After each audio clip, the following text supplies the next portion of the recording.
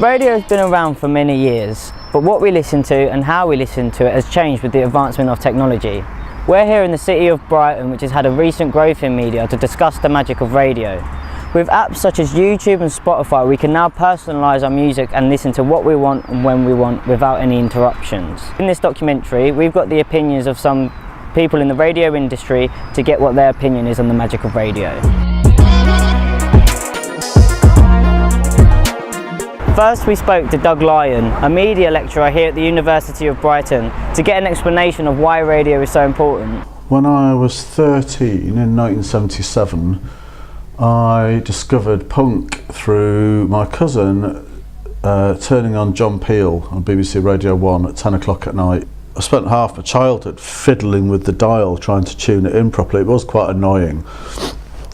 Digital radio is amazing quality. I mean, that's beautiful, and especially if you can have that in your car, then I think that's opened up a different way of listening. That's pretty amazing to be able to listen to anything anywhere in the world.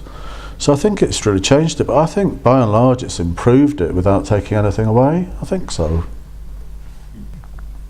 I listen to all my music on YouTube if I want to play music. If I think of a tune and I want to play it, it's on YouTube. But if I want to find out what's going on, or I'm getting ready to go out and I want something on in the background, then I still really like radio as much as I used to. With new technology advancing and the internet making it easier for our voices to be heard, we decided to talk to a band called Bruising to see how new bands are trying to get their music heard. Well, Spotify and Apple Music both have radio stations, right? So I don't know, they're trying to, I wouldn't say it's dying, because they're trying to get a hold of that market. For bands especially, or artists, kind of getting radio breakthroughs, I think, is still quite an important thing. Like if you get on a playlist of like Six Music or whatever, so many more people turn out to your shows and things like that. And we had the stuff on Six Music, and because of that, so many more people, I think, heard us and went to listen to it on Spotify because they heard it on Six Music, that kind of thing. That's true, and I think people definitely will still listen to the radio in the car or at work, or just when we're sitting around here, the radio's on. There's it's less of a personalised experience than putting your own playlist on. But it is, I think people still do that, and still have particular DJs that they will listen to play. People are really big fans of Nick Grimshaw or whatever, they'll listen to his show every morning. I feel like it's dying. Radio? Yeah. The only person I've ever lived with who listens to the radio is Harry. I feel like I never encounter it in my day-to-day anymore, except for living with you. The radio plays a big part in bands rising up through the industry. If you get played on Six Music and stuff, I think people will take you a lot more seriously. So how has technology affected the way that we listen to radio? We decided to ask DJs at Buzz and Trickster Radio, both based here in Brighton, to get their opinion. Things like Spotify and iTunes, are fantastic. They're great that you can build your own sort of playlist. I think with radio as it is, it has the live element. If people get ready to go out, or depending on on the way to work, on the way home from work, whatever, it has that live element to it which you can't get on said streaming sites.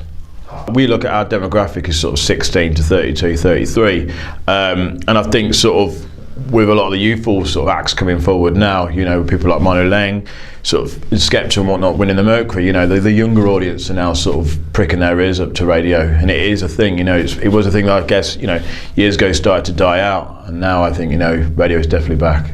Say Spotify, iTunes, YouTube, you look at the sort of big three market leaders there, and what they are doing is, is fantastic, and it is on demand. You can build your own playlists and press play wherever you want it, sort of thing.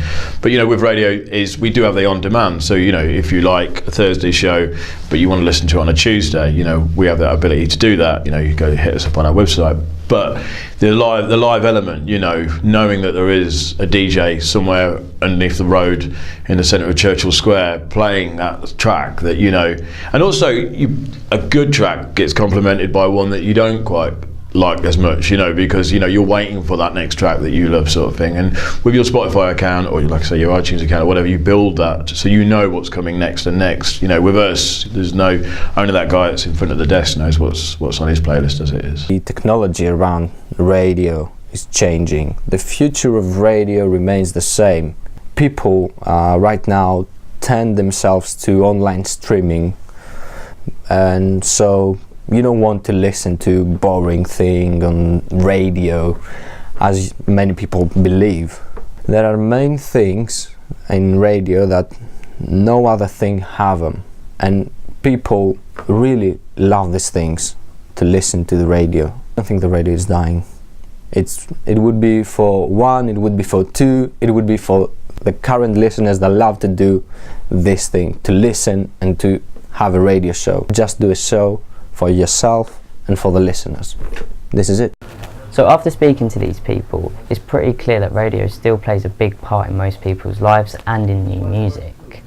With the advancement of technology, it has created a couple of obstacles for radio, but given it a new platform to broadcast out to its listeners, such as podcasts, which keeps people tuned in and feels more involved.